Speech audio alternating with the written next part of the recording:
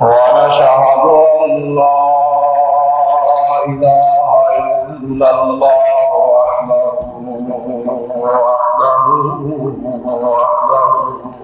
لا شريك له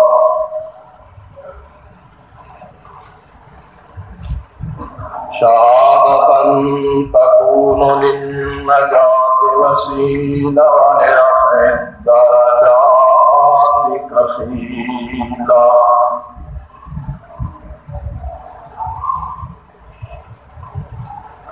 ونشهد أن محمدا عبده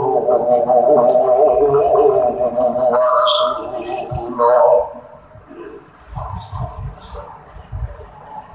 صلى الله تعالى عليه وآله وسلم أرسله الله تعالى بالحق بشيرا ونذيرا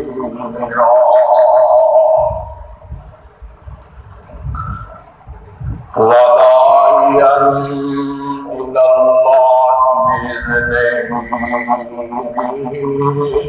وسراجا منيرا ومن يطع الله ورسوله فقد رشد واهتدى ومن يعص الله ورسوله فقد ضل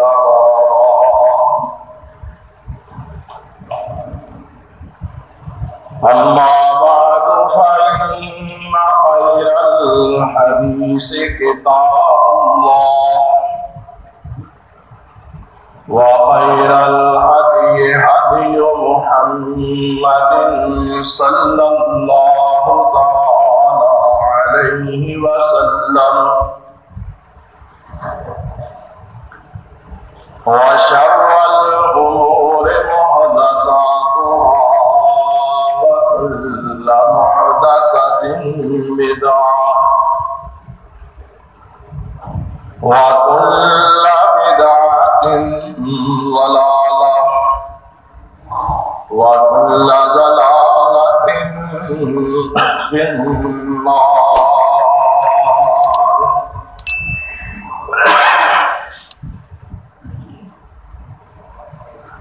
اللهم صل على محمد وعلى آل محمد كما صليت على إبراهيم وعلى آل إبراهيم إنك حميد مجيد. اللهم بارك على محمد وعلى آل محمد كما باركت على إبراهيم وعلى آل إبراهيم إنك حميد مجيد.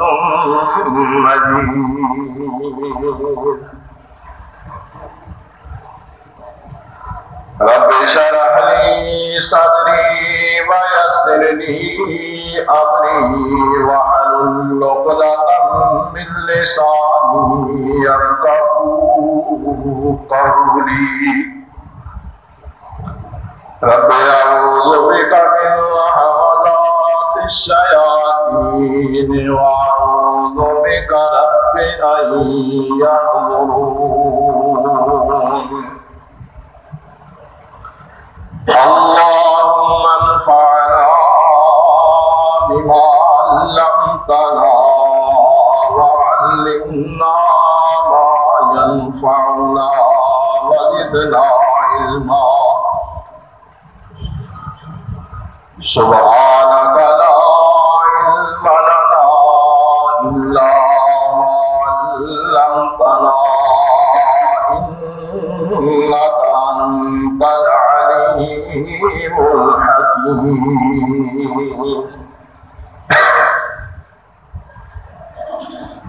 أما بعد فأعوذ بالله السميع العليم من الشيطان الرجيم.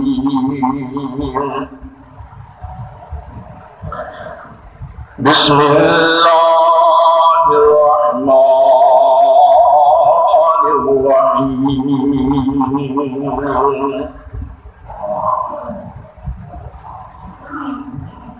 وما محمد إلا رسول قد خلت من قبله الرسل أفإن مات أو قتل انقلبتم على أعقابكم ومن ينقلب على عقبيه فلن يضر الله شيئا وسيجزي الله الشاكرين.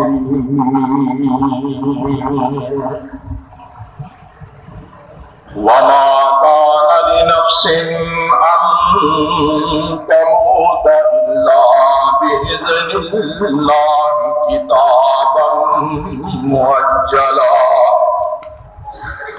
ومن يرد ثواب الدنيا نؤته منها ومن يرد ثواب الآخرة نؤته منها وسنجزي الشاكرين.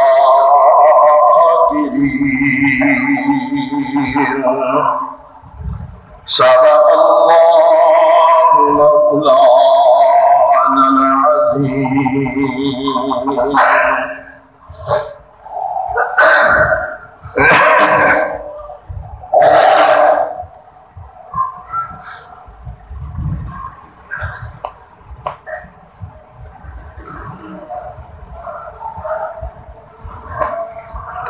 سیدنا حضرت ابو بکر صدیق رضی اللہ تعالیٰ عنہ کی ذات والا صفات کے بارے میں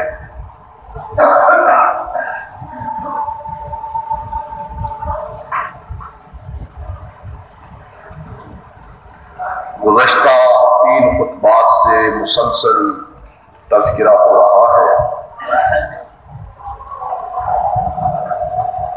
اور محسن امت خلیفۃ الرسول امیر المومنین حضرت عبداللہ بن عثمان حضرت صدیق اکبر رضی اللہ تعالی عنہ کی سیرت مبارکہ کے مختلف پہلوؤں پر اختصاراً روشنی ڈالی گئی اور گزشتہ جمعے میں یہ عرض کر رہا تھا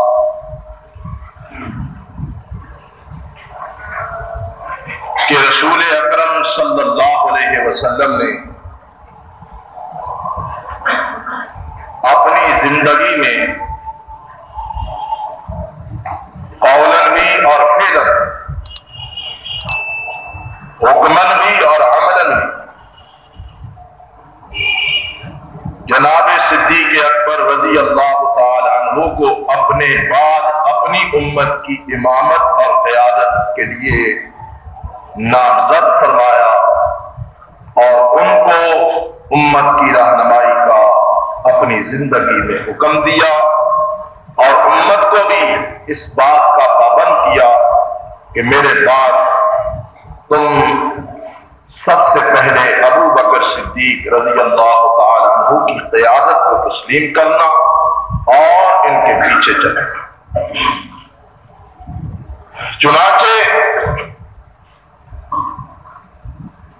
یہ اعلان بھی فرمایا کہ اقتدوا بالذین من بعد ابی بکر و عمر، میرے بعد ابو بکر اور عمر کی اقتداء کرنا۔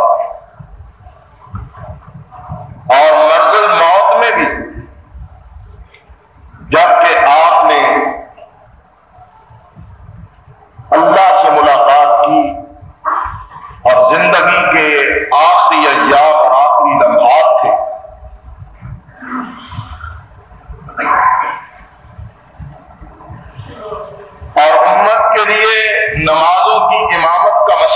درپیش ہوا تو آپ نے حکم دیا مرو ابا بکر فلیصلی بالناس، ابو بکر کو جا کر میرا حکم دو کہ وہ لوگوں کو نماز پڑھائے۔ اور پھر یہ بھی عرض کیا تھا کہ پہلا فرضی حج جو کہ 9 ہجری میں فرض ہوا، خدا حضرت صلی اللہ علیہ وسلم نے تو 10 ہجری کو پہلا اور آخری زندگی کا فرضی حج ادا کیا، لیکن اس سے پہلے 1 برس 9 ہجری آپ نے جو مدینہ منورہ سے مسلمانوں کو حج کے لیے روانہ کیا تو ان کا امیر اور ان کا امام حضرت ابو بکر صدیق رضی اللہ تعالیٰ عنہ کو بنایا۔ اور پھر اللہ کے حکم کے مطابق سرور گرامی صلی اللہ علیہ وسلم نے جناب ابو بکر کو جس منصب پہ فائز کیا، تمام کے تمام جلیل القدر صحابہ کرام رضوان اللہ عنہم اجمعین نے اس کی تائید و تصدیق فرمائی، بلکہ دل و جان سے یہ فیصلہ امت کے حق میں بہتر جانا۔ اور اسی لیے میں نے جناب حضرت فاروق اعظم اور حضرت علی مرتضیٰ رضی اللہ تعالی عنہ کے وہ مبارک اقوال بھی بیان کیے، ذکر کیے کہ جو جناب صدیق اکبر رضی اللہ تعالی عنہ کی فوقیت، سبقت، افضلیت اور خلافت بلا فصل پہ دلالت کرتی۔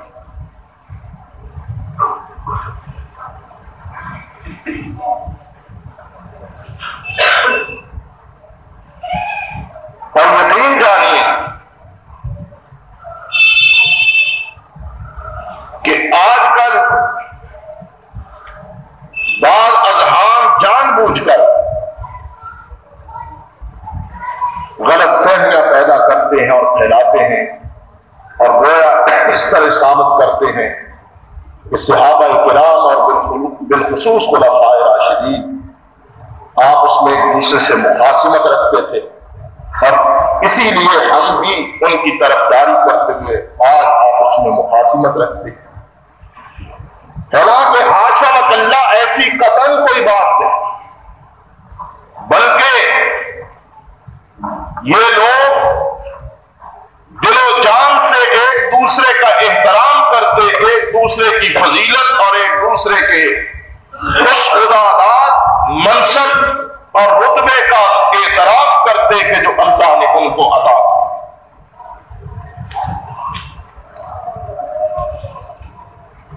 مثال کے طور پر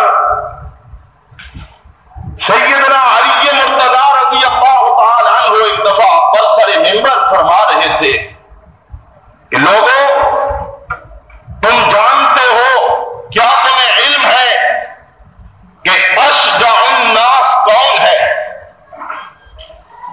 لوگوں میں سے سب سے زیادہ شجاعت کا پیکر کون ہے؟ سب سے زیادہ بہادر اور دلیر کون ہے؟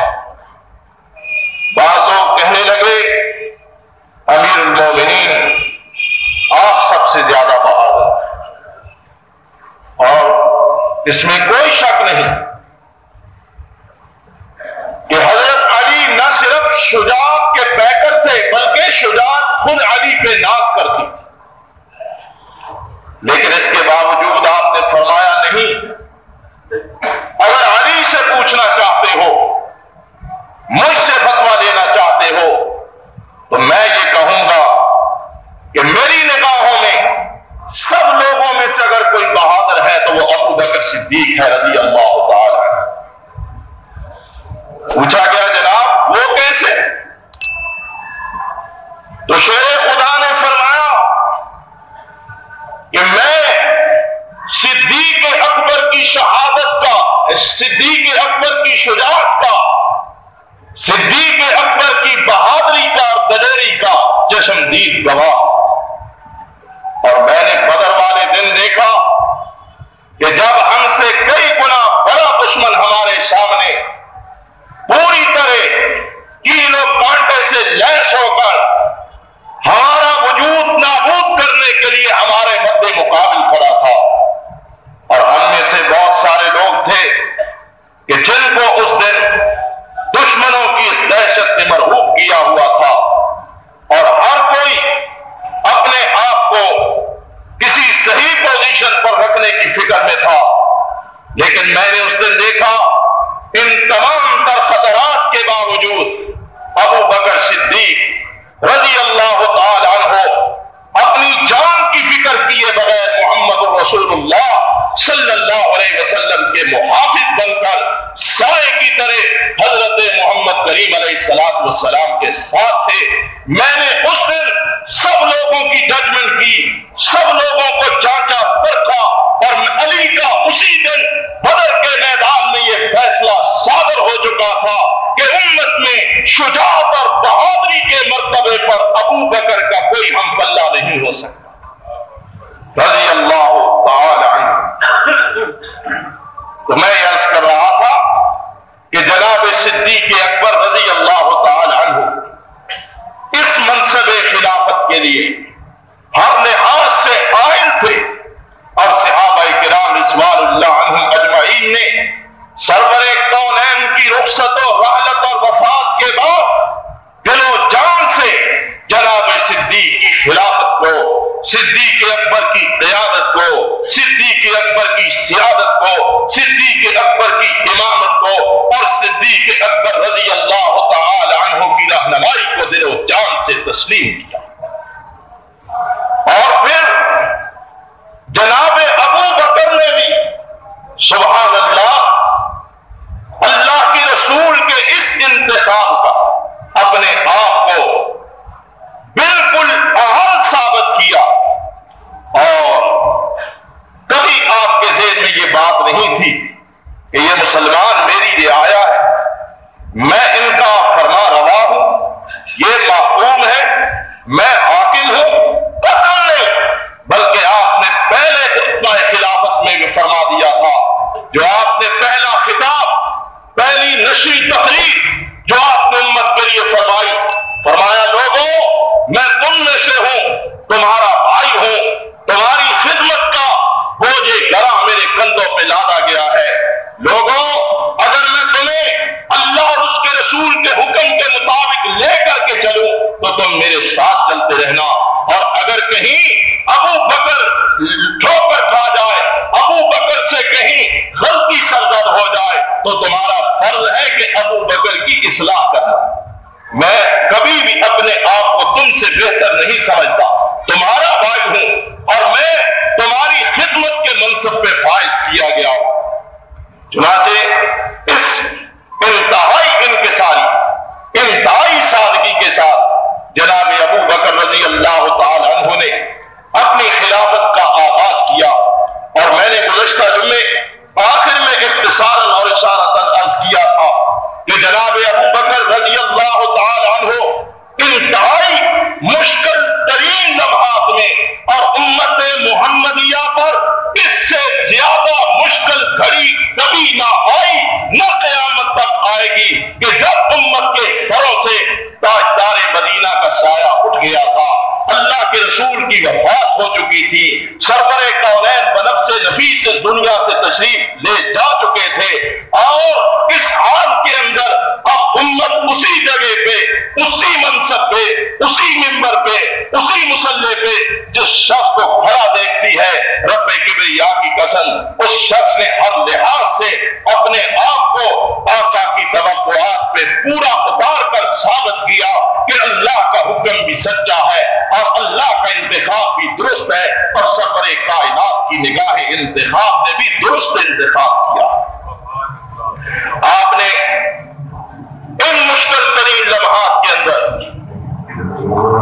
میں نے عرض کیا لشکر اسامہ کا معاملہ تھا، بڑے بڑے لوگ اس معاملے میں دوسری رائے رکھتے تھے، لیکن جناب صدیق اکبر نے اٹل فیصلہ کیا کہ کسی کو یہ حق نہیں کہ سرور کائنات نے جس کو سالار لشکر منتخب کیا ہو میں یا تو یا کوئی اسے تبدیل کرے، نہیں، یہ لشکر جائے گا، یمن کی طرف جائے گا، نجد کی طرف جائے گا، اور اس اس لشکر کی قیادت، اس لشکر کا سپہ سالار اسامہ بن زید ہی ہوگا۔ چنانچہ یہ لشکر روانہ کیا گیا اور فتح و نصرت نے لشکر اسامہ کے قدموں کو چوما اور اس جھوٹی نبوت کے خاتمے کے مشن کے ساتھ یہ لشکر نکلا تھا مظفر و منصور ہو کر۔ یہ لشکر اس جھوٹی نبوت کے شجرہ خبیثہ کو جڑ سے اکھاڑ کر کے کائنات کے اوپر اس بات کو ثابت کر دکھایا کہ خاتم النبیین اگر ختم نبوت کا صحیح اور برحق منصب پا کر آنے والے ہیں تو وہ محمد رسول اللہ ہے۔ اس کے بعد جتنے بھی آنے والے ہیں وہ سرکار دو عالم صلی اللہ علیہ وسلم کی ارشاد کے اور فرمان کے مطابق وہ کذاب ہیں، دجال ہیں، جھوٹے ہیں اور ایسے لوگ مرتد ہیں اور واجب القتل ہیں۔ چنانچہ مسلمہ کذاب کو بھی، اسود عنسی کو بھی اور دوسرے نبوت کے خواب دیکھنے والوں کو بھی صدیق اکبر کے دور خلافت میں ہمیشہ کے لیے جہنم رسید کر دیا گیا۔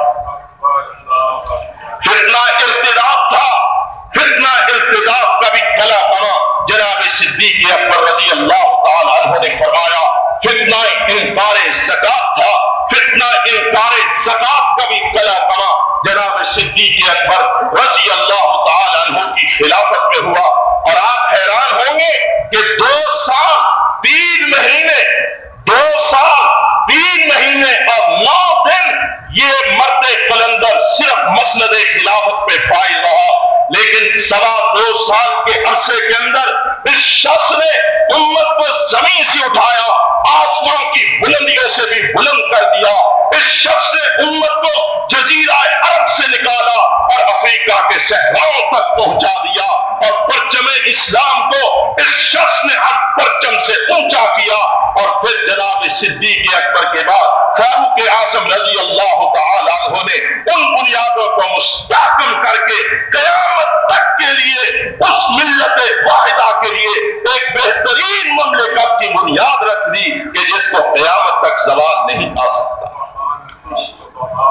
لیکن دیکھنے والے جب تاریخ کے آئینے میں دیکھتے ہیں تو ان کو نظر آتا ہے، معلوم ہوتا ہے کہ یہ جو عمارت آج تک کھڑی ہے یہ اس لیے کھڑی ہے کہ اس کی بنیادیں مستحکم ہیں، اور اس کی بنیادیں اس لیے مستحکم ہے کہ ان بنیادوں کو استوار کرنے والا انتخاب رسول ابو بکر صدیق تھا رضی اللہ تعالی عنہ۔ اور پھر شب و روز قافلے، لشکر، جیش میدان کارزار اور میدان جہاد کی طرف جا رہے ہیں۔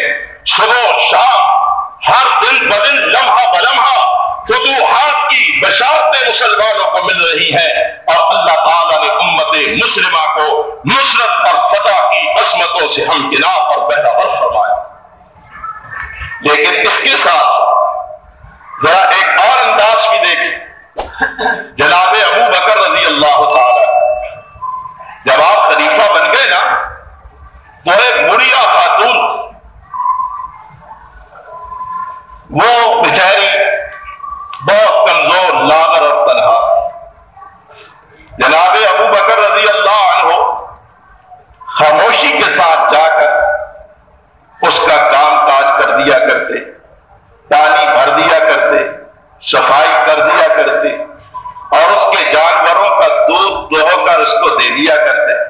غرض کے حد المقدور وقت بر وقت جا کر جناب ابو بکر اس خاتون کی حد المقدور حد الوسع خدمت کرتے۔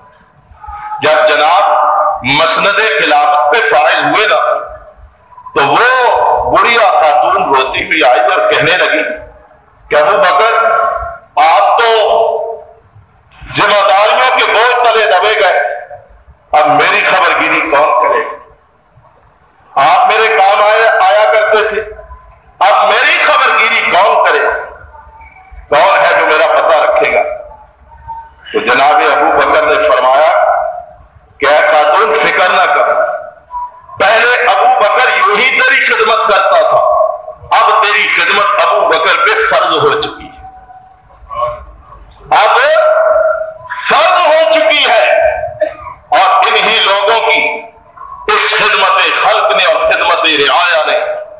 سید القوم خادمہم کے مقولے کو عام کر دیا کہ قوم کا جو سید ہوتا ہے، قوم کا جو حاکم ہوتا ہے، قوم کا جو رہنما ہوتا ہے، وہ قوم کا خدمت گزار ہوتا ہے، وہ قوم کا خدمت گزار ہوتا ہے، وہ کبھی بھی یہ نہیں سمجھتا کہ میں قوم کا حاکم ہوں۔ جناب فاروق اعظم کو دیکھیں، راتوں اٹھ کر گشت کرنا، اور اگر کسی کو بھوکا دیکھا تو اس کے پاس اپنے سر سے سامان خوراک سر پہ اٹھا کر پہنچایا، اگر کسی کو ننگا دیکھا تو اسے کپڑا پہنایا، اگر کسی کو حاجت مند اور ضرورت مند سمجھا تو اس کی ہر طرح مدد کی، اگر حتیٰ کہ کہیں بچے کی ولادت ہو رہی ہے اور کوئی عورت تنہا ہے تو امیر المومنین نے اپنی اہلیہ کو داعیہ کے فرائض سر انجام دینے پہ مامور کیا۔ یہی وہ لوگ تھے کہ جن کا دور دور نبوت کے بعد بہترین دور تھا، اور جناب یہ ہے وہ نظام کہ جس نظام کے آ جانے کے بعد، جس نظام کے نافذ ہو جانے کے بعد انسانیت ارتقاء کی طرف جاتی ہے، انسانیت کے معراج سے آگاہ ہوتی ہے، انسانیت تہذیب و شائستگی کے صحیح معیار پر فائز ہوتی ہے۔ یہ وہ نظام ہے کہ جو نظام خلافت راشدہ ہے۔ آج یار لوگ باتیں تو بہت کرتے ہیں، اور جب سے ہم نے آنکھ کھولی اور ہوش سنبھالا سن رہے ہیں جی اسلامی نظام، اسلامی نظام، اسلامی نظام، باتیں بہت ہو رہی ہیں لیکن عمل نہیں ہو رہا۔ وجہ کیا ہے؟ وجہ یہ ہے کہ چہرے بدلے جاتے ہیں، نظام نہیں بدلا جاتا۔ چہروں کے بدلنے سے قوموں کی تقدیر نہیں بدلا کرتی، قوموں کی تقدیر نظام سے بدلا کرتی ہے، اور نظام کون سا نظام؟ وہ نظام جو زمین پر کسی اسمبلی کا بنایا ہوا نہیں، کسی پارلیمنٹ کا بنایا ہوا نہیں، قانون سازوں اور دستور سازوں کا بنایا ہوا نہیں، وہ نظام جو خالق فطرت نے، خالق کائنات نے، خالق قدرت نے عرش معلیٰ پہ اپنی مخلوق کے لیے وضع کیا، اور اس نظام کو اپنے حبیب کے قلب اطہر پہ نازل فرمایا، اور حبیب خدا نے اپنی جان ہتھیلی پہ رکھ کر بیسیوں سینکڑوں ہزاروں صحابہ اور صحابیات کا خون دے کر کے اس نظام کو قائم کیا، اور وہ نظام پھر عملاً صحابہ کرام اور خلفاء راشدین نے خطہ ارضی پہ نافذ کر کے بتلایا، اور کہا کہ یہ ہے خلافت راستہ کا نظام جو انسانیت کی نجات، انسانیت کی فلاح، انسانیت کی کامیابی، انسانیت کی عصمت، انسانیت کے امن اور سکون کی ضمانت ہے۔ اور جب تک انسانیت نے دور خلافت راستہ کے نظام کو اپنا رکھا، اس نے فلاح و کامیابی پائی۔ ایک وقت آیا، تھوڑا سا نشیب و فراز آیا، اور جناب امویوں کے بعد عباسیوں کا دور آیا۔ اس تھوڑے سے نشیب و فراز میں جب اللہ کی حاکمیت کے بجائے بادشاہوں کی حاکمیت کو مستحکم کیا گیا، انسانیت روح بسواد ہونے لگی، اور پھر اس تاریخ انسانی میں عمر ثانی حضرت عمر بن عبدالعزیز کا دور خلافت بھی دیکھا۔ وہ دور خلافت عمر ثانی کا خلفاء راشدین کے نظام خلافت راستہ کا عکاس تھا۔ پھر اللہ کی رحمت اللہ کے بندوں پہ نچھاور ہونے لگی۔ معنی یہی ہے، مدعا یہی ہے کہ چہرے بدلنے سے قوموں کی تقدیر نہیں بدلا کرتی، نظام بدلنے کی ضرورت ہے۔ آج ہم بے شک کسی عورت کو اتار کے مرد کو لے آئے، کسی مرد کو اتار کے عورت کو لے آئے، ان دونوں کو اتار کے کسی تیسری جنس کو لے آئے، کسی سیاستدان کو لے آئے، کسی مذہبی پیشوا کو لے آئے، کسی نظام فقہ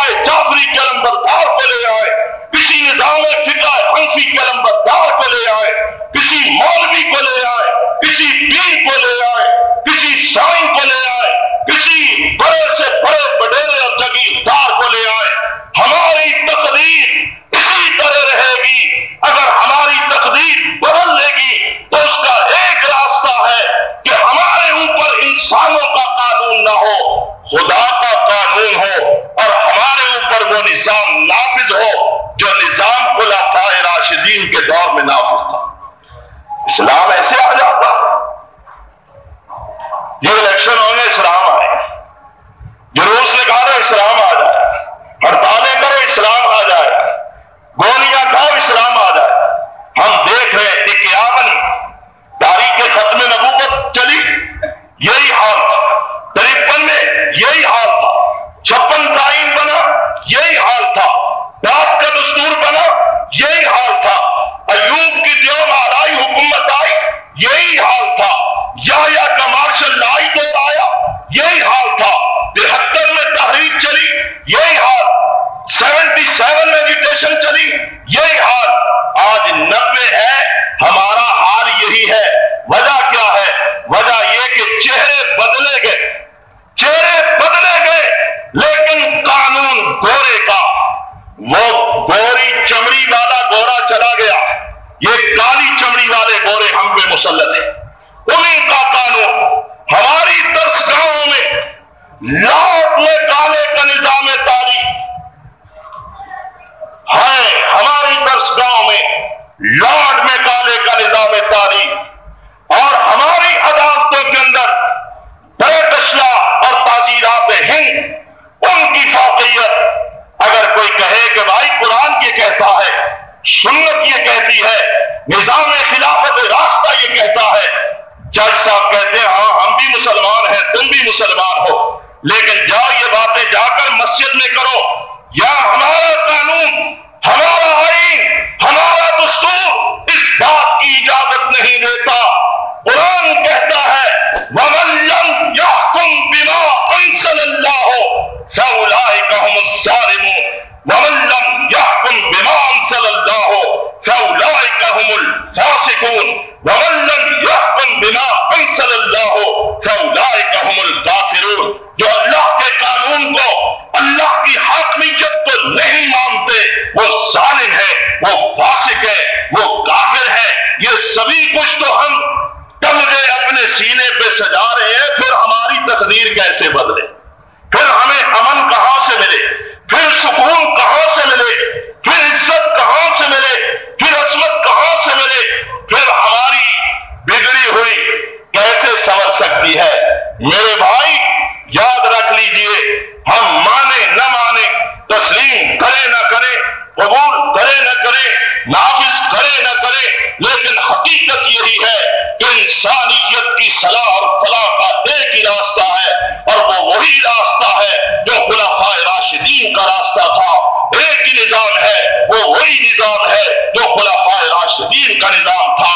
وہ وہی نظام ہے جس نظام کے اندر حاکم شرابیں پی کر مست نہیں ہو جایا کرتے تھے، حاکم نائب طلبوں کے دل دادا نہیں ہوا کرتے تھے، حکمران لوگوں کی رگوں سے خون چوس کر کے اپنی جاگیریں نہیں بنایا کرتے تھے، لوگوں کے خون پسینے کی کمائی سے اپنے بینک نہیں بنا کرتے تھے، بلکہ اس دور کے حاکم دنوں کو بھی اپنے فرائض منصبی سر انجام دیتے، راتوں کو بھی جاگ کر لوگ سوئے ہوتے، وہ ان کے چوکیدار بن کے ان کے جان مال عزت و آبرو کے محافظ اور رکھوانے بن جاتے، اور اس دور کے اندر اللہ کے آسمان کی طرف حاکم دیکھ کے بھی کہتا تھا کہ اللہ یہ کیسا بوجھ ہے جو انسانیت اور مخلوق کی خدمت کا میرے کندھوں پہ لادا گیا ہے۔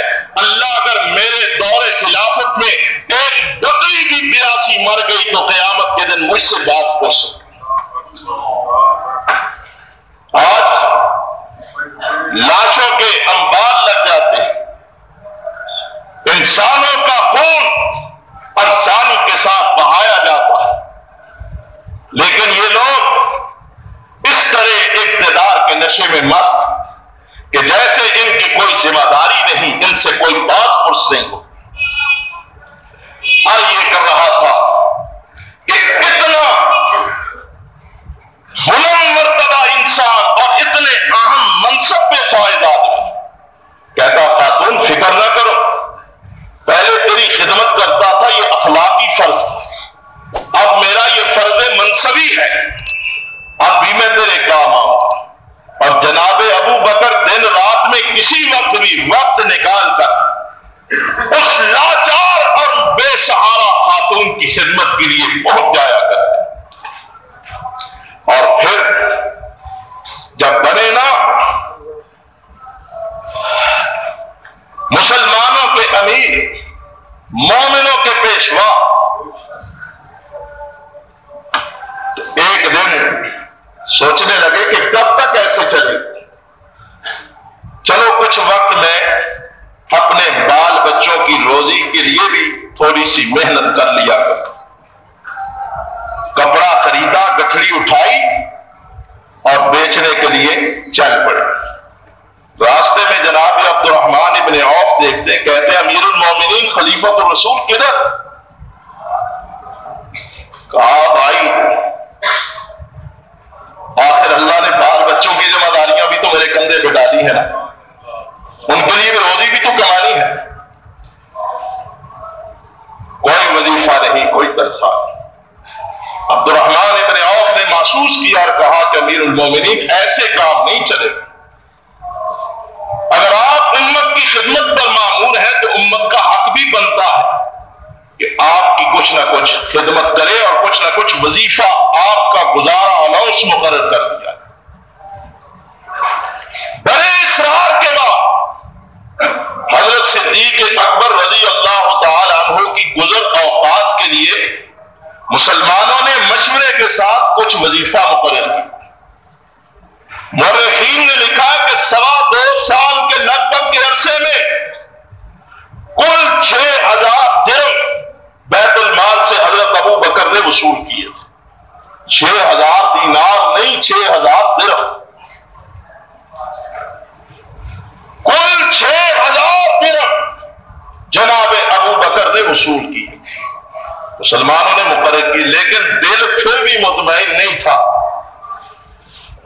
चुनांचे आपने वफात से पहले अपनी कुछ जरी अराजी का एक टुकड़ा था वो बेचा और जितने पैसे कुल मुद्दत खिलाफत में बैतुल माल से वसूल किए वो सारे के सारे लुटा दिए कि अबू बकर उम्मत मुहम्मदिया की खिदमत के लिए उम्मत से किसी किस्म का कोई एक धेला, एक दिरहम भी वसूल नहीं करेगा। जो वसूल किया वो वापस लुटा। अल्लाह, ये लुटाने वाले, वापस लुटाने वाले, यही तो फर्क है ना लूटने वालों में और वापस लुटाने वालों। जब कौम की अमानत कौम की तरफ वापस लुटाने वाले हो तो कौम के मुकद्दर का सितारा चमक जाता है, और जब कौम के माल को लूटने वाले आए तो उस वक्त कौमों का सत्यानाश हुआ करता है। अल्लाह अकबर। दौरे खिलाफत में एक दिन घर आए तो हजरत अस्मा बिन्त उमैस आपकी अहलिया थी, वो कहने लगी कि अबू बकर जब से आप खलीफा बने हैं ना, अमीरुल मोमिनीन बने हैं, हमारे बच्चे तरस तरस के वक्त गुजारते हैं। कई दिनों से ये तकाजा कर रहे हैं कि अम्मा हमें कोई मीठी चीज बना के दो, लेकिन मैंने कहा कि बेटा हमारे पास है ही कुछ नहीं तो तुम्हें कहां से दे, कहां से दे। तो जनाब सिद्दीक ने फरमाया फिर बच्चों की फरमाइश का क्या जवाब? तो अस्मा बिन्त उमैस फरमाने लगी कि मेरा दिल करता आज इनको कुछ ना कुछ मीठी चीज पका ही। बच्चे ख्वाहिश करें तो कौन वालिदैन जो बच्चों की ख्वाहिश को पूरा नहीं करे। फरमाया ठीक है फरमाइश पूरी करोगी, लेकिन करोगी कहां से? फरमाने लगी हर रोज जो हमें बैतुल माल से कुछ ना कुछ मिलता है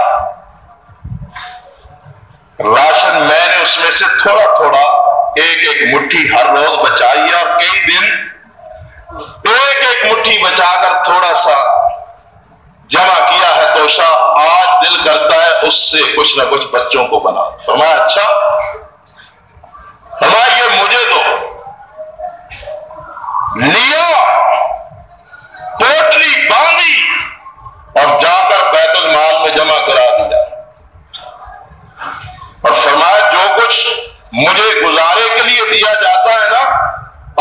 اس میں سے ایک مٹھی کم کر دو، اس لیے کہ ایک مٹھی کم سے بھی ہمارا گزارا چل سکتا ہے۔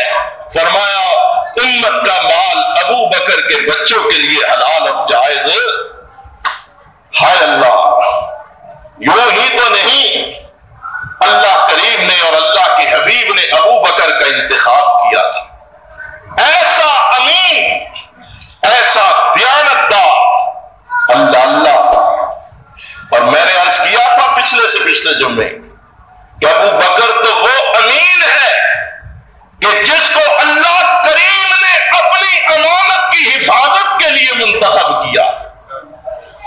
اللہ نے اپنی امانت کی حفاظت کے لیے ابو بکر کو منتخب کیا، اور رسول نے اپنی امت کی امانت کی حفاظت کے لیے بھی ابو بکر کا ہی انتخاب فرمایا۔ لیکن اس کے باوجود خوف خدا کا پیکر، اللہ کے ڈر سے سرشار، روتے اور کہتے اللہ ابو بکر حساب کیسے دے گا؟ اللہ تیری بارگاہ میں ابو بکر حساب کیسے دے گا؟ جب ابو بکر کا آڈٹ ہوگا تو ابو بکر کیسے کامیاب ہوگا؟ آج ہم بے فکر ہیں نا، کبھی خیال نہیں آتا کہ ہم نے بھی اللہ کے حضور کھڑے ہو کر حساب دینا، کوئی فکر نہیں ہے۔ لیکن حضرت محمد رسول اللہ صلی اللہ علیہ وسلم خود بھی اور آپ کے صحابہ بھی اس حساب خدا بندی سے بڑے ڈرتے تھے، بڑے ڈرتے۔ اور یہ جو جمعے کے دن دوسری رکعت میں ہم پڑھتے ہیں نا سورہ غاشیہ، غاشیہ بھی قیامت کا ایک نام، قیامت کا ذکر ہے سورت میں، اور سزا و جزا کا تذکرہ ہے اس سورت میں۔ آخر میں اللہ نے اس سورت میں فرمایا فَذَكِّرْ إِنَّمَا أَنْتَ مُذَكِّرٌ لَسْتَ عَلَيْهِمْ بِمُصَيْطِرٍ۔ فَذَكِّرْ، اے میرے حبیب ان کو نصیحت فرما دے، اپنی امت کو نصیحت فرما، انسانوں کو نصیحت فرما۔ انما انت مذکر، سوائے اس کے نہیں کہ تیرا کام ہی نصیحت کرنا۔ لست علیہم بمسیطر، تو ان پر حوالہ دار نہیں، دروغہ نہیں کہ لٹھ لے کر ان کے سر پہ کھڑا ہو جائے اور ان کو نصیحت منوائے۔ پہنچانا تیرا کام، حساب لینا میرا کام۔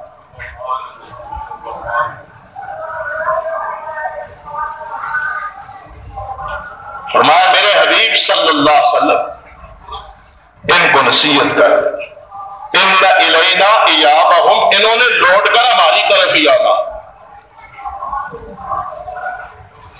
ان الینا ایابہم، ہماری طرف یہ پلٹ کر آئیں گے، اور جب آئیں گے تو ثم ان علینا حسابہم، پھر ہم ان سے حساب ہی لے لیں۔ بھاگ نہیں سکتے، کہاں جائیں گے؟ آئیں گے بالآخر، اور جب آئیں گے تو ہم ان سے حساب بھی لے لیں گے۔ جب حساب کی بات آئی نا تو سرکار دو عالم نے یہ دعا پڑھی، اللہم حاسبنی حسابا یسیرا، اے اللہ حساب ہوگا، سب کا ہوگا، تیرا یہ وعدہ فرمان حق ہے، سچ ہے۔ اللہ کا یہ وعدہ بولو سچ ہے، آپ کے لیے بھی ہے یا نہیں؟ کبھی سوچو، تنہا بیٹھ کر غور کرو، ہے تو پھر تیار بھی کرو اپنے آپ کو اس حساب کے لیے۔ کسی سے ڈھیل نہیں ہوگی، کوئی الزام میں نہ رہے میں نواب زادہ ہوں، خان زادہ ہوں، پیر زادہ ہوں، سید زادہ ہوں۔ سید زادہ رب نے تو نبیوں کے بارے میں فرما دیا، یوم یجمع اللہ الرسل فیقول ماذا اجبتم، جس دن رسولوں کو جمع کر کے ان سے بھی پوچھا جائے گا، بتاؤ کیا بنی تمہارے ساتھ؟ اور ایک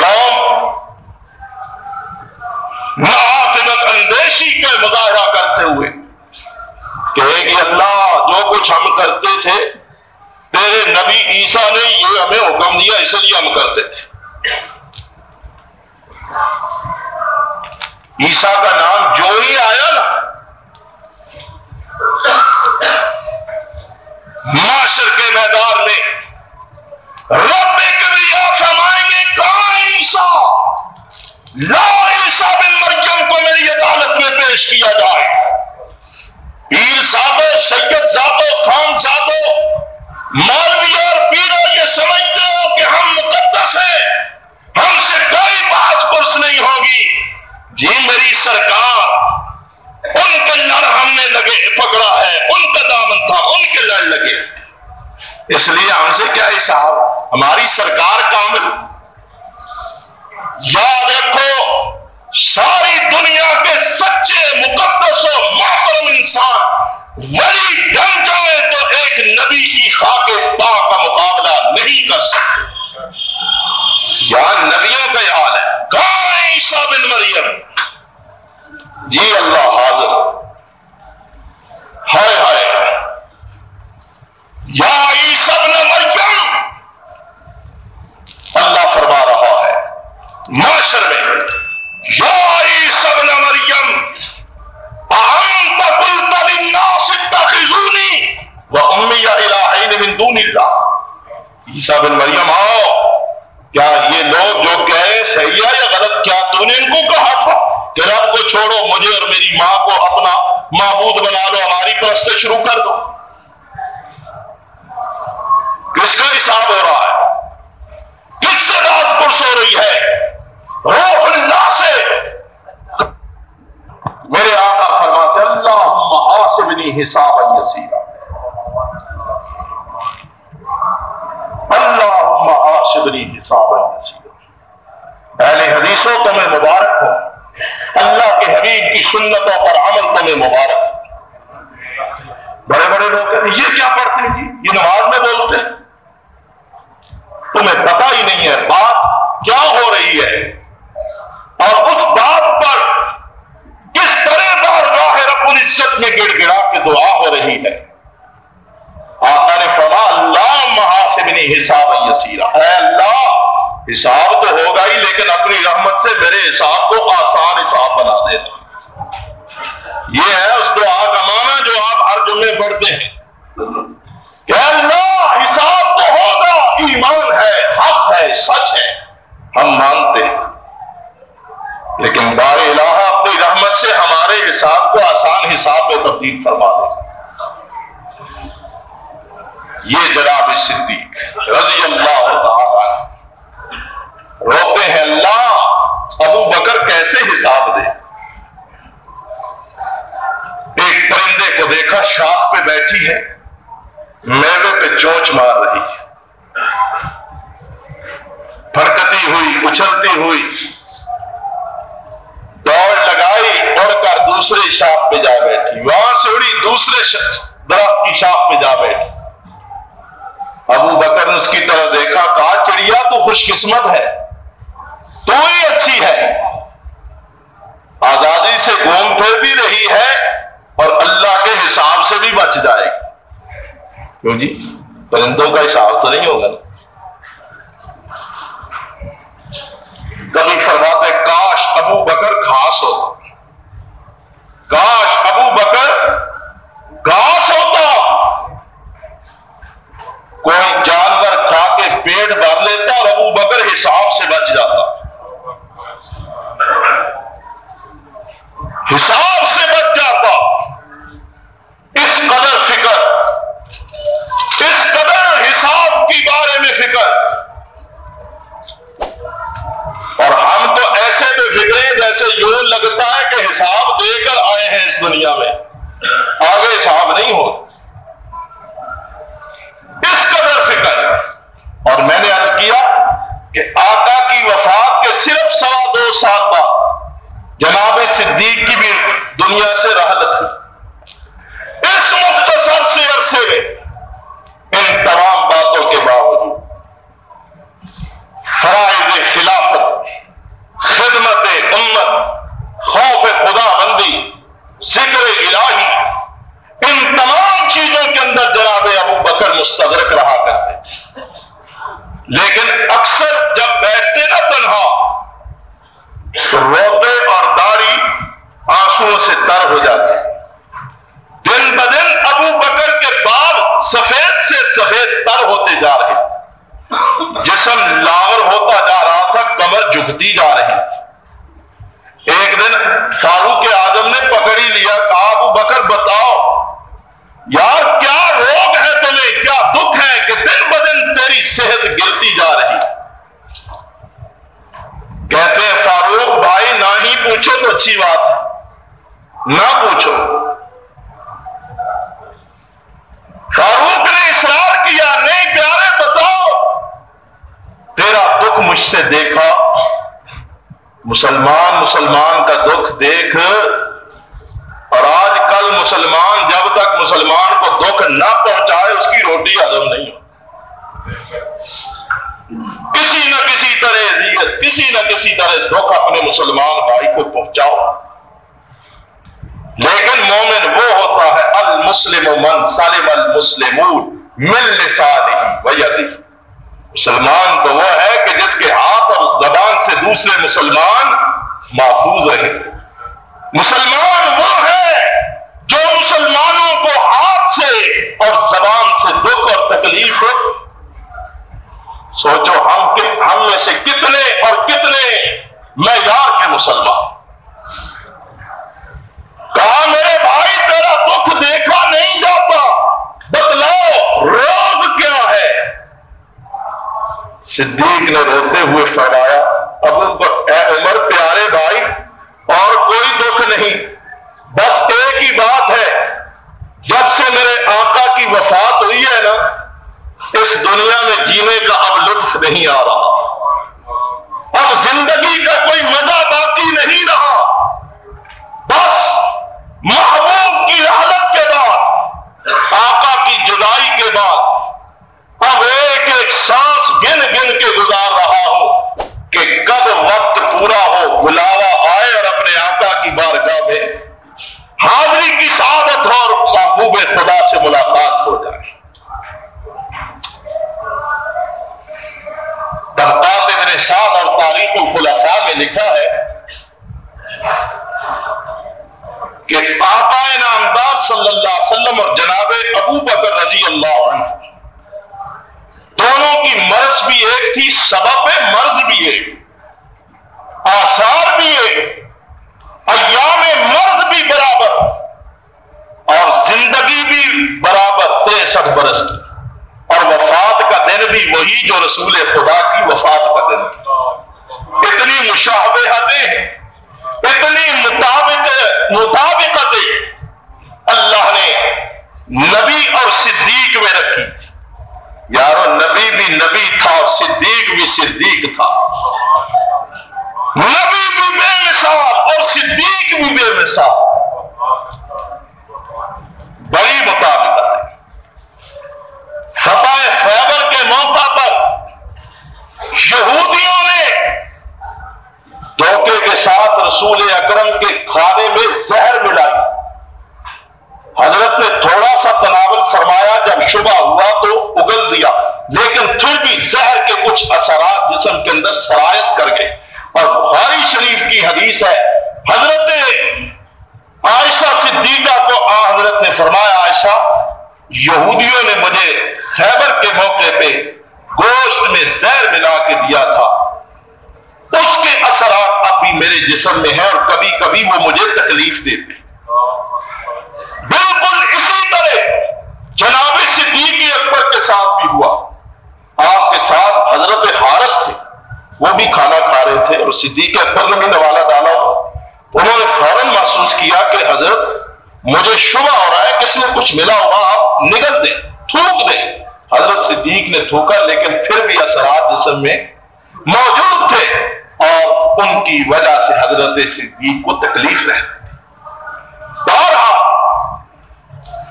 چند دن بیمار رہنے کے بعد تقریباً 14-15 ایام آپ بخار, سر درد اور اس طرح کی بیماری کی شدت میں 7 یا 8 جمادی الثانی کو آپ نے غسل کیا.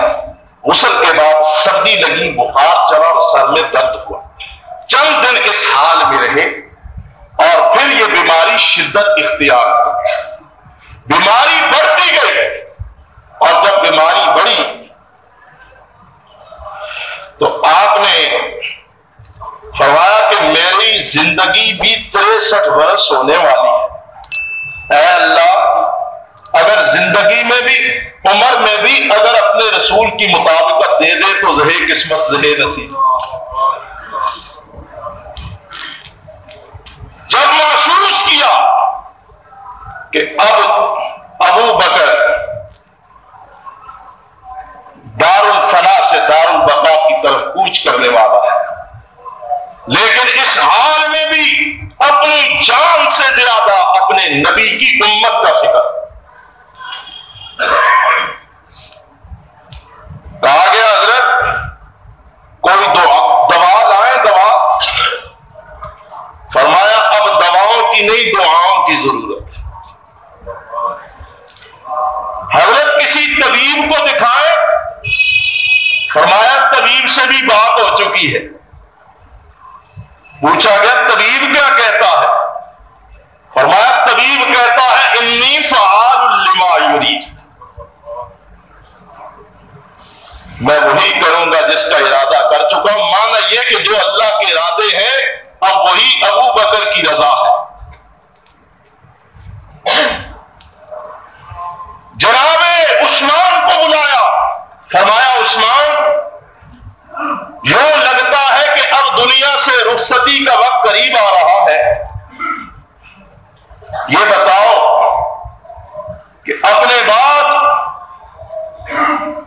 امت کی قیادت اور سیادت کا بوجھ کس کے کندھوں پہ ڈالا؟ مشورہ دیا۔ حضرت عثمان نے کہا کہ جناب امت میں بہترین آدمی فاروق اعظم ہیں، علی مرتضیٰ ہیں، عبد الرحمن بن عوف ہیں، طلحہ ہیں، زبیر ہیں، سعید بن زید ہیں۔ فرمایا ٹھیک ہے یہ سارے ہیں لیکن سب سے بہتر؟ فرمایا سارے ہی اچھے ہیں لیکن سب سے زیادہ خوبیوں والا، اہلیت والا فاروق اعظم ہے، لیکن ایک بات ہے فاروق میں جوش بڑا، باقی سب ٹھیک۔ فرمایا اچھا جاؤ۔ علی مرتضیٰ کو بلایا، یہ مشورہ ہو رہا ہے، مشورہ امت کے امور کا مشورہ۔ فرمایا علی پیارے بتاؤ میری حالت یہ اب امت کا کیا کرے؟ انہوں نے بھی یہی نام گنوائے، حاجی عثمان ہے، عمر فاروق ہے، عبد الرحمن ہے، طلحہ ہیں، زبیر ہیں، اسی طرح چند ایک لوگ ہیں، آپ جس کو مناسب سمجھے۔ اکابر جید اور جلیل القدر صحابہ کو فردن فردن بلا کر ان سے رائے طلب۔ فاروق اعظم سے بھی رائے لی۔ فاروق اعظم نے کہا کہ امیر المومنین عثمان، عبد الرحمن، علی، طلحہ، زبیر یہ بہتر ہیں، آپ جس کو چاہیں۔ لیکن سب احباب کے مشوروں کا نتیجہ یہ کہ اکثر ساتھیوں کا راغب رجحان جو تھا وہ فاروق اعظم کی طرف تھا کہ فاروق بہتر ہے، اور جناب صدیق اکبر کی اپنی رائے بھی جناب فاروق اعظم رضی اللہ تعالی عنہ کے حق میں تھی۔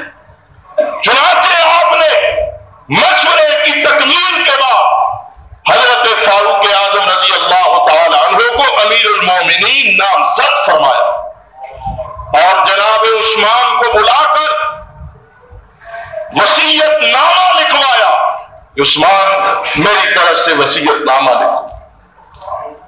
وصیت نامے میں جناب فاروق اعظم کی نامزد،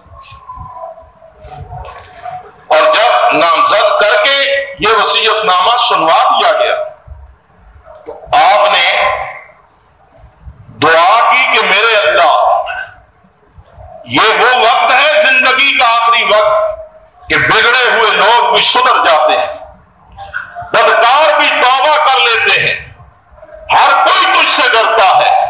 اللہ زندگی کے آخری لمحات میں ابو بکر تجھ سے ڈرتے ہوئے امت کے لیے جو فیصلہ کر چکا، اللہ اس میں فقط اور فقط امت کا مفاد ہے اور تیری رضا ہے۔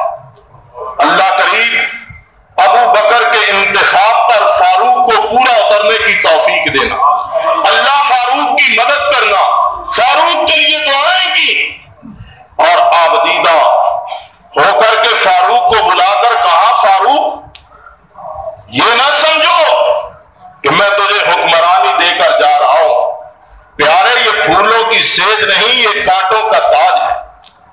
और ख्याल करना, उम्मत की खिदमत का बोझे डराव तेरे कंधों पे लादा जा रहा है।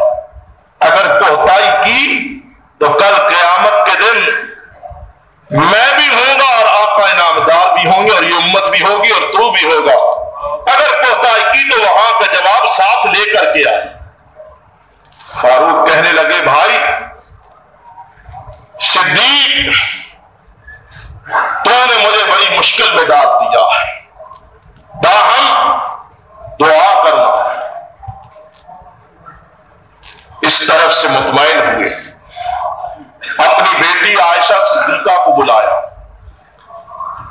कहना रजी अल्लाह ताला अन्हा, सिद्दीका बिन्त सिद्दीक।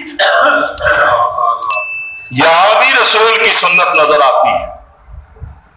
सरकार की वफात के वक्त फातिमा बिन्त मोहम्मद पास उनसे सरगोशियां की कि फातिमा जा रहा हूं और तू ही सबसे पहले मुझसे मिलेगी। और सिद्दीक ने अपनी लख्ते जिगर सिद्दीका को, मखदूमा कौनैन को, उम्मुल मोमिनीन आयशा सिद्दीका तैयबा ताहिरा मुताहिरा को बुलाया। उनको भी वसीयतें की। एक वसीयत यह थी कि बेटी, जब मैं फौत हो जाऊं ना, दिन को फौत हो जाऊं तो रात न गुजारना, बल्कि रात से पहले पहले मुझे दफन कर देना। ये ना कि दूसरे दिन का इंतजार हो। और अगर मैं रात को फौत हो जाऊं तो अलग सुबह मुझे दफन कर देना। मतलब ये कि जल्द अज जल्द मुझे मेरी आखिरी आरामगाह में पहुंचा देना। और बेटी, मैं तुझसे इजाजत चाहता हूं कि तेरे हुजरे में मेरे कायद व मखदूम व मुता की कब्र है। बेटी, आज तेरा बाबा जां बलब जिंदगी के आखिरी लम्हात में तुझसे दरख्वास्त करता है कि अपने हुजरे में मुझे भी कब्र के लिए कुछ जगह अता कर। सिद्दीका ने रजामंदी जाहिर की, फरमाया जब मैं फौत हो जाऊं तो मुझे पहलू रसूल में दफन कर दे। और पूछा, बेटी आज कौन सा दिन है? सिद्दीका ने कहा कि अब्बा जी आज पीर का दिन है, सोमवार का दिन है। पूछा, मेरे आका की वफात किस दिन हुई थी? सिद्दीका ने फरमाया उनकी वफात भी सोमवार को ही हुई।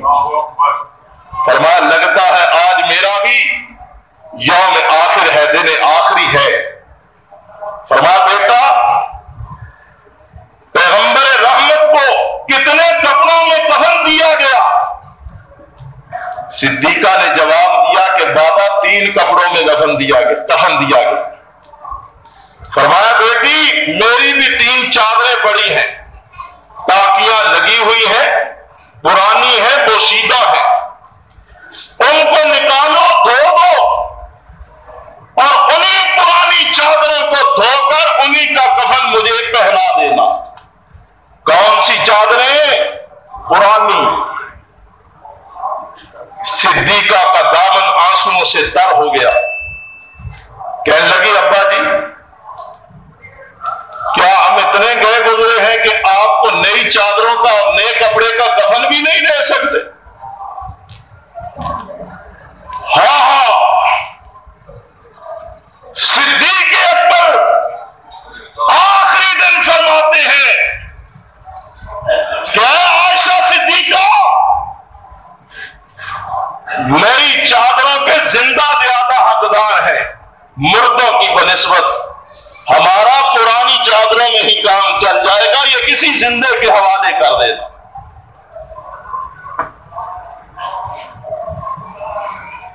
आई समझ या नहीं?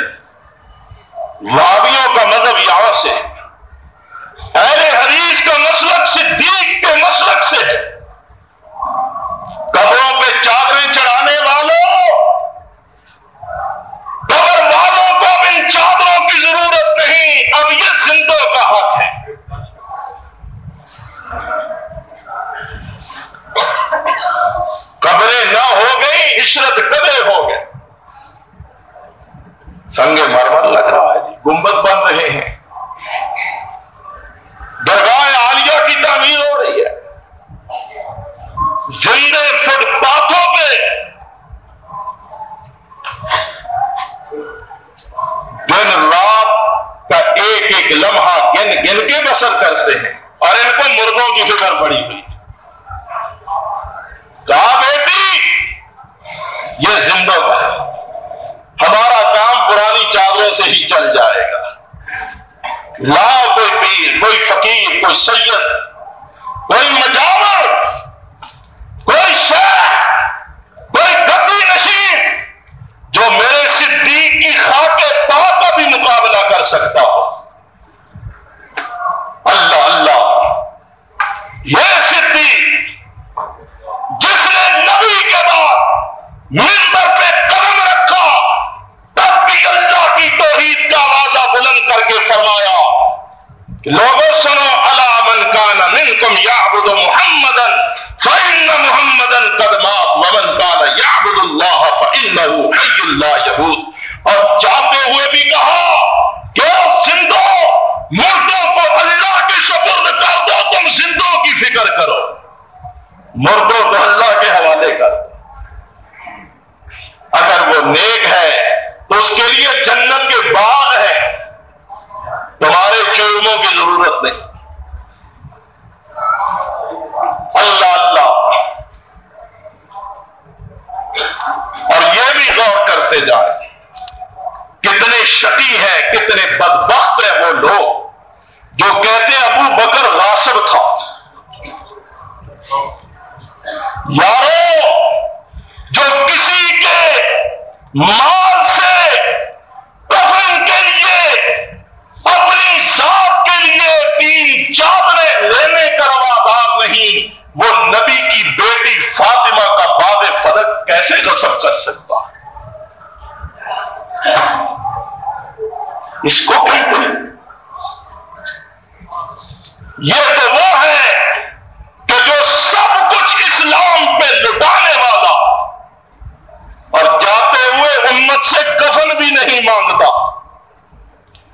جاتے ہوئے امت سے کفن بھی نہیں مانگتا, اپنی پرانی چادروں میں ملبوس ہو کر دنیا سے جا رہا ہے. پرانی چادروں جاتے ہوئے بتا کے جا رہا ہے کہ صدیق وہ ہوتا ہے جو اسلام کو سب کچھ دیتا ہے, اسلام سے کچھ لیتا. صدیق وہ ہوتا ہے جو امت کو سب کچھ دیتا ہے اور امت سے کفن بھی نہیں لیتا, امت سے کفن بھی نہیں لیتا. صدیق دنیا سے مقروض ہو کر نہیں جا رہا, بلکہ صدیق پوری امت کو اپنا مقروض کر کے دنیا سے جا رہا. نہیں سمجھے اللہ والوں, صدیق کسی کا مقروض ہو کر نہیں جا رہا, صدیق پوری امت کو اپنا مقروض کر کے دنیا سے جا رہا. پوری امت مقروض کر کے جا رہا. اور نبی بھی کہتا ہے کہ میں بھی صدیق کے احسانوں کا بدلہ نہیں دے سکا, سب کے دے دیے. ابو بکر ایک بچتا ہے, اس کا صلہ میں نہیں دے سکتا, میرا رب معاشر کے میدان میں عطا کرے. ہے ابو بکر, تجھ جیسا چشمے فلک نے نہ دیکھا ہے نہ دیکھے, تجھ جیسا ماہ کامل کسی نبی کو نصیب نہیں ہوا. اللہ نے تجھے محمد الرسول اللہ کی صحبت کے لیے منتخب کیا ہے. اور فرماتے ہیں اللہ اللہ, ڈوبتے چاند کے سرہانے صدیقہ بیٹھی ہیں, ڈوبتے چاند کے سرہانے صدیقہ بیٹھی ہیں, آنسوؤں سے دامن تر ہے. فرمایا بیٹی, جی ابا. فرمایا باتیں سن رہی ہو نا, دیر نہ کرنا, پرانی چادروں میں ہی کفن دے کر مجھے جلد از جلد میرے آقا کے پہلو میں دفن کر دینا۔ اور بیٹی ایک اور بات بھی ہے، میں جا رہا ہوں، دنیا سے رخصت ہو رہا ہوں، یہ میرے پاس ایک اونٹنی ہے، یہ ایک غلام ہے خدمت کے لیے، ایک پیالہ ہے، ایک تھیلا ہے، یہ 4 چیزیں ہیں۔ کتنی؟ 4 چیزیں ہیں۔ بیٹی کہیں ان کو بابا کا مال سمجھ کر برا صاحب اس میں تقسیم نہ کر لینا، یہ میرا نہیں بلکہ میرے نبی کی امت کی امانت ہے میرے پاس۔ بیٹی یہ فاروق کے پاس بھجوا دینا اور کہنا کہ یہ بیت المال کی امانتیں صدیق کے پاس تھیں، اے امیر المومنین فاروق، بیت المال کی ان امانتوں کو آپ مسلمانوں کے بیت المال میں جمع کر دیں۔ اللہ اللہ، جب یہ چیزیں بھجوائی گئی نا، جب یہ چیزیں بھجوائی گئی کہ جی یہ چیزیں تھیں جو ابو بکر کے پاس تھی اور یہ امت کی امانت ہے، تو شیر دل فاروق بھی چیخ اٹھا، فرمان لگے ابو بکر اللہ تجھ پہ رحم کرے، بعد میں آنے والوں کو بڑی آزمائش میں ڈال دیا، ہم بلا کہاں اس قدر امانت و دیانت کے ان اعلیٰ تقاضوں سے ادا برا ہو سکتے۔ اللہ اللہ اللہ۔ پھر کہتا ہوں یارو اس صدیق کو راسب کہتے، اور جو امت کا ایک پیالہ بھی لینے کا روادار نہیں، خاتون جنت کا باغ غصب کر جائے گا یا علی کی خلافت پہ ڈاکہ ڈالے گا؟ کس منہ سے بات کرتے ہو؟ یاد رکھیے یہ وہ صدیق ہے کہ جس کے سینے پہ تمغہ صداقت سچے خدا نے سجایا، جو اس کی صداقت پہ شبہ کرتا ہے وہ عرش والے خدا کی سچائی پہ شبہ کرتا ہے، مدینے والے مصطفیٰ کی مصطفائی اور صداقت پہ شبہ کرتا ہے۔ موت کی ساتیں سیدنا صدیق اکبر کے لمحہ بلمحہ قریب آ رہے ہیں، اور پھر عرض کرتا جاؤں یہ 4 چیزیں، اونٹنی، غلام، تھیلا اور پیالہ، یہ 4 چیزیں کہا یہ میری نہیں، اور آج ہمارے حکمران بھی ہیں کہتے ہیں یہ جو سب کچھ ہے یہ ہمارا ہی ہے، عوام بھی ہمارے، عوام کا مال بھی ہمارا، سب کچھ ہمارا۔ باپ کا مال سمجھ کر قوم کی کمائی کو لوٹنے والوں، قیامت کا دن بھی یاد رکھو، وہاں کوئی نہیں چھڑائے گا، یہ دنیا کی عیش و عشرت یہی رہ جائے۔ اللہ اللہ، صدیقہ ڈوبتے چاند کے سرانے بیٹھی ہے اور صدیق کا چہرہ دمک رہا، محبوب سے وصال کی خوشی میں چہرہ دمک رہا، اور زبان سے کیا کہتے ہیں؟ فرماتے ہیں لا الہ الا اللہ، کیا فرمایا؟ لا الہ الا اللہ، لا الہ الا اللہ، اللہم انت ولی فی الدنیا والآخرہ، توفنی مسلما والحقنی بالصالحین۔ اللہ تیرے سوا کوئی معبود نہیں، ابو بکر کا الہ تو ہی ہے، ابو بکر کا معبود تو ہی ہے، تیرے سوا ابو بکر کا کوئی معبود نہیں۔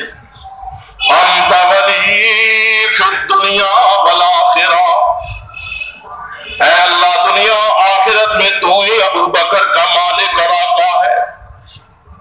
یہ دعا جو حضرت یوسف صدیق نے مانگی تھی، قرآن نے نقل کی، قرآن نے ذکر کی، قرآن نے اس دعا کی تعلیم دی۔ دنیا آخرت میں مالک ہے۔ اے میرے اللہ توفنی مسلمان، جب میری روح قبض ہو میں فوت ہونے لگوں تو میرے اللہ مجھے مسلمان بنا کر کے دنیا سے رخصت کرنا۔ خاتمے کی فکر کیا کرو، خاتمے اللہ میری وفات اسلام پہ کرنا۔ وَأَلْحِقْنِي بِالصَّالِحِينَ، اللہ جب میں مر جاؤں تو میرا ملاپ صالحین سے فرمانا۔ آواز آئی ابو بکر فکر نہ کر، صالحین سے کیا، میں تجھے صالحین کے امام کے سینے سے لگاؤں، میں تجھے محمد مصطفیٰ کے پہلو میں جگہ عطا کروں۔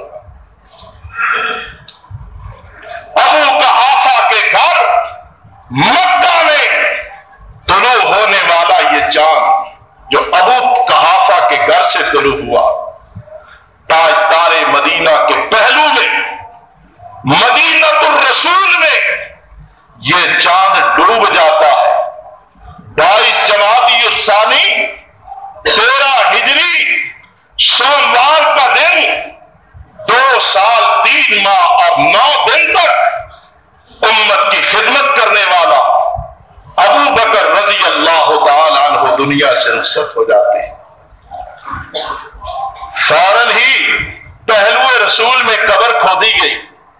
نماز عشاء کے بعد ابو بکر صدیق رضی اللہ عنہ کی نماز جنازہ آپ دیدہ فاروق اعظم نے پڑھائی، اور پھر رات کے اندھیرے میں ہی جنت کے ٹکڑے روضۃ من ریاض الجنہ میں، کس کے ٹکڑے؟ جنت کے ٹکڑے۔ کون کہتا ہے میرا ابو بکر جنتی نہیں؟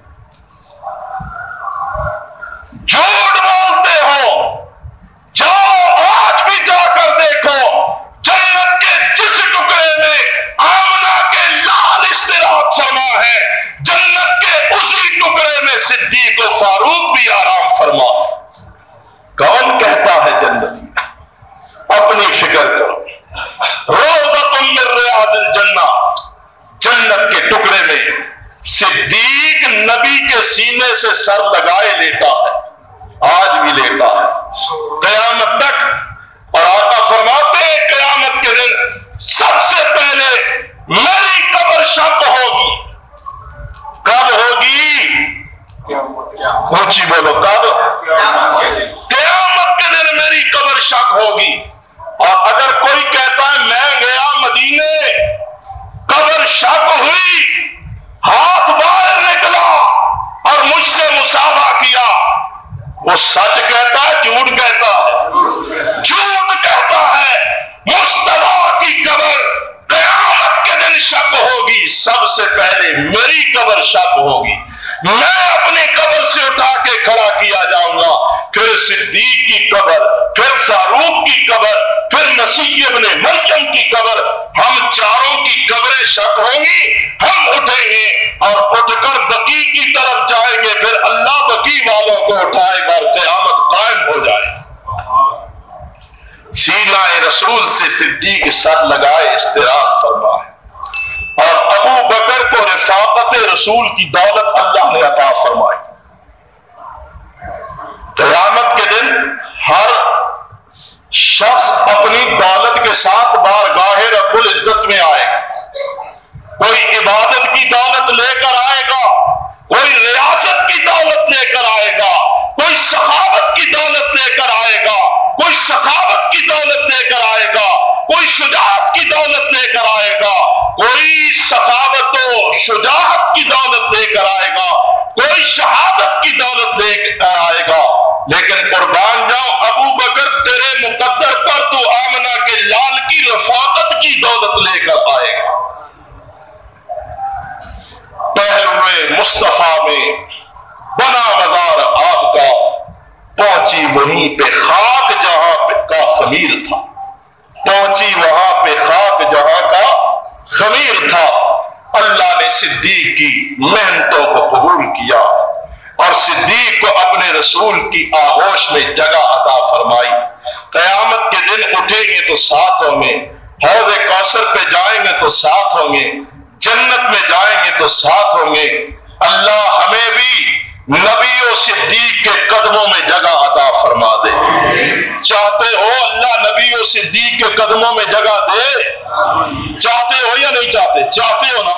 اللہ سب کو عطا کرے، مجھے بھی اور آپ۔ اللہ ان کے قدموں میں ہمیں جگہ دے دے، لیکن قدموں میں جگہ پانے کا نسخہ بھی قرآن بتاتا ہے، وَمَن يُطِعِ اللَّهَ وَالرَّسُولَ فَأُولَٰئِكَ مَعَ الَّذِينَ أَنْعَمَ اللَّهُ عَلَيْهِمْ مِنَ النَّبِيِّينَ وَالصِّدِّيقِينَ وَالشُّهَدَاءِ وَالصَّالِحِينَ وَحَسُنَ أُولَٰئِكَ رَفِيقًا۔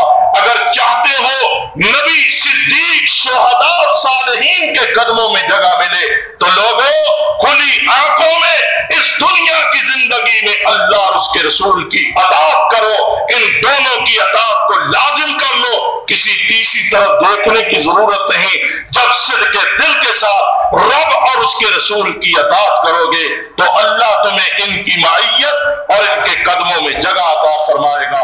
اللہ ہمیں اپنی بندگی کی توفیق عطا فرما، اپنے رسول کی اطاعت کی توفیق عطا فرما، نبی کے صحابہ کی غلامی کی توفیق عطا فرما، اور اللہ ہمیں بھی ان پاک باس نفوس قدسیہ کے نقش قدم پہ چلنے کی توفیق عطا فرما، اور جنت الفردوس میں ہمیں ان کے قدموں کے اندر بیٹھنے کی جگہ عطا فرما۔